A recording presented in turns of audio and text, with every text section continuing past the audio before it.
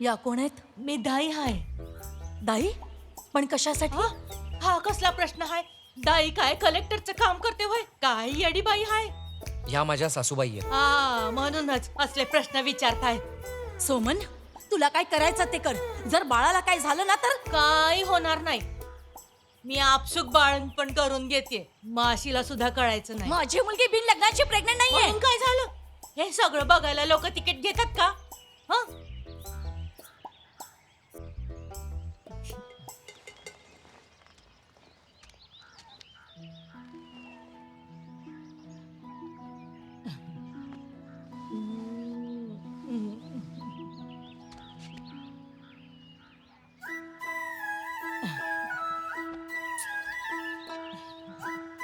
सोमन, जर ही बाई इथे राहिली तर मी माझ्या मुलीला घेऊन निघून जाईन.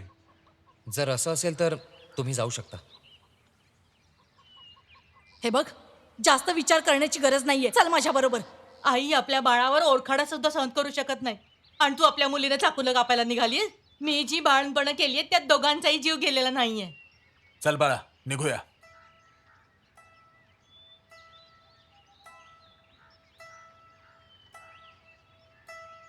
नाही ग बाई. अगं हं?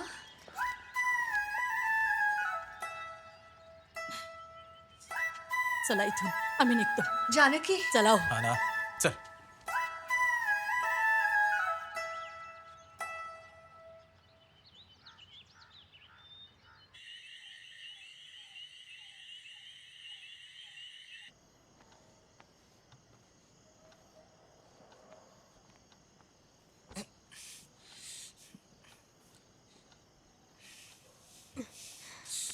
ऐका ना, आईला दाईचं इथे येणं अजिबात आवडलं नाहीये.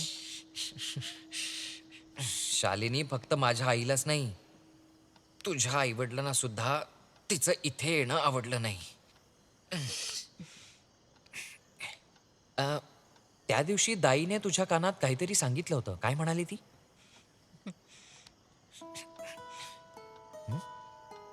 हात काढा ना. अगं सांग ना.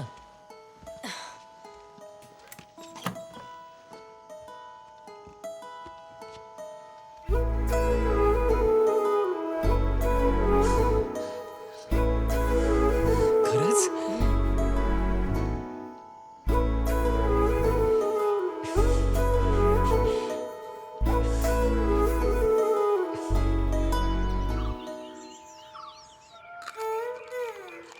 मी 8 मुलांना जन्म दिला हाय. जेव्हा गरोदर होते तेव्हा मासे पकडायला जायचे. जर तू काम करत राहशील तर बाळाला जन्म द्यायला काहीच अडचण नाही. पण आजकालच्या पोरी कामच करत नाही. ना अंगण झाडत्यात, ना पाणी आणतात, ना स्वयंपाक करतात. पण डिलिव्हरी त्यांना नॉर्मल पाहिजे. कसा आहेस बाळा? पिंड तेल, बाला रिष्टमण, धन्वंतरी तेल आणि लिकोराईस लवकर जाऊन बाजारातनं खरेदी करून आण जा. याचं पिंड तेल आणि सगळं बाजूला. त्यांना आवडलं नाही वाटतं. मी तिला दिवसातून 2 वेळा बडियार दुधात घालून द्यायचो. 8व्या महिन्यात बंद केलंय मी. आणि तुम्ही जे सांगितलंय त्यानेच आंघोळ करतो मी. मालिशही करतो. खूप छान बाळा. काळजी करू नकोस, सगळं व्यवस्थित